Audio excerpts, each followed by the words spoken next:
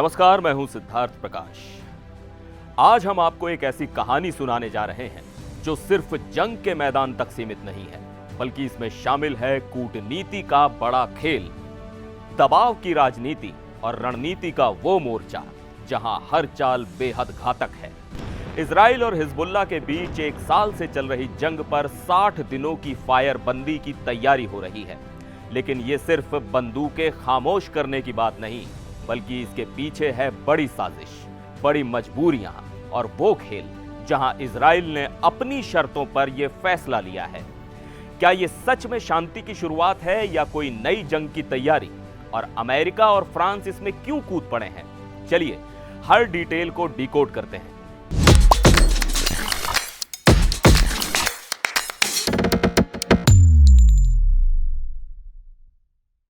Israel के प्रधानमंत्री Benjamin Netanyahu एक बड़ी बैठक करने वाले हैं। तेल अवीव में होने वाली इस हाई लेवल मीटिंग का मकसद है 60 दिनों के सीज फायर को हरी झंडी देना। लेकिन यह सिर्फ एक अस्थायी फायर बंदी है, जंग खत्म नहीं हुई। इजराइल का साफ कहना है यह हमारी बंदूकें चुप करवाने का समझौता नहीं है। एक इजरायली अधिकारी ने भी कहा कि यह सीज फायर कितना चलेगा कोई नहीं जानता, ये 1 महीना भी हो सकता है, 1 साल भी। मतलब साफ है, इजराइल हर वक्त तैयार है। अगर आप सोच रहे हैं कि यह सीज फायर क्यों जरूरी हो गया, तो जरा पीछे चलिए।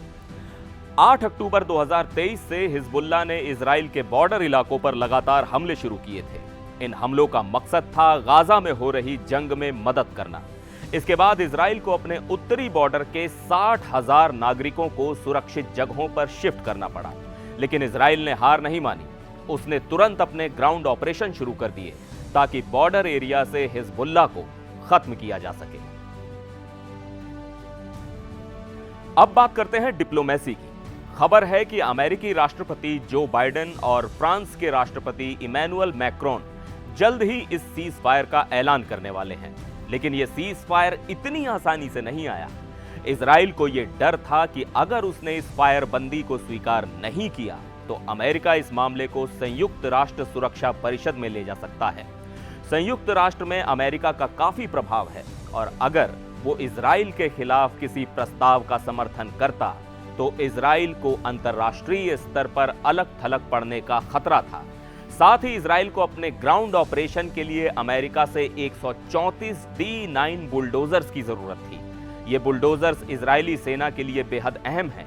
ये भारी भरकम आर्म्ड मशीनें हैं जो युद्ध के दौरान बंकर, सुरंगें और दुश्मन के ठिकानों को नष्ट करने के लिए इस्तेमाल होती हैं।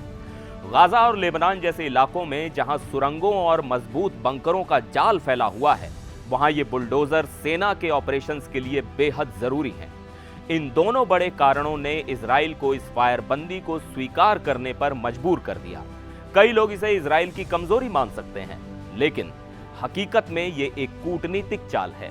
इजराइल ने इस फायरबंदी के जरिए हिजबुल्लाह को कमजोर करने के लिए समय खरीदा, अपने ऑपरेशंस के लिए जरूरी सैन्य उपकरण सुनिश्चित किए और अंतर्राष्ट्रीय दबाव से बचते हुए अपनी स्वतंत्रता बनाए रखी।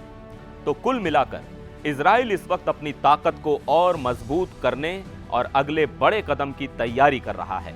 अब आप समझ सकते हैं कि यह फायरबंदी इजराइल के लिए क्यों जरूरी है। लेकिन ठहरिए, क्या यह सीज फायर टिकेगा?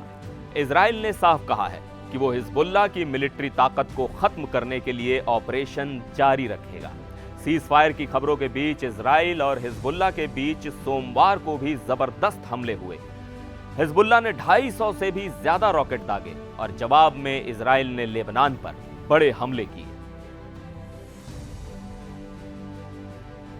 अब बात करते हैं फ्रांस की भूमिका की। इजराइल पहले फ्रांस को सीजफायर की मॉनिटरिंग कमेटी का हिस्सा नहीं बनाना चाहता था। वजह, फ्रांस के राष्ट्रपति इमैनुअल मैक्रोन ने इजराइल पर हथियार प्रतिबंध लगाने की बात कही थी।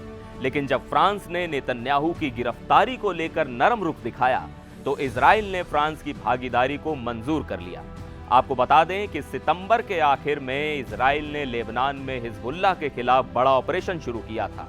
इसमें संगठन के कई बड़े नेताओं को खत्म कर दिया गया, यहां तक कि उसके लंबे समय से नेता रहे हसन नसरल्लाह को भी। अब इजराइल का मकसद है उत्तरी इलाकों से हिजबुल्लाह को पूरी तरह खत्म करना ताकि वहां के नागरिकों की सुरक्षित वापसी हो सके। तो कहानी अभी खत्म नहीं हुई है। ये सीज फायर जंग का अंत है या एक नई चाल की शुरुआत? क्या इजराइल और हिजबुल्लाह फिर से आमने सामने होंगे और अमेरिका और फ्रांस का अगला कदम क्या होगा? आपको इन सभी सवालों के जवाब हमारे अगले अपडेट में मिलेंगे। तब तक इस वीडियो को लाइक, शेयर और सब्सक्राइब करना मत भूलिए और कमेंट में बताएं कि आप इस फायरबंदी को किस नजरिए से देखते हैं। मिलते हैं फिर नई कहानी के साथ, तब तक के लिए मुझे दीजिए इजाजत। नमस्कार।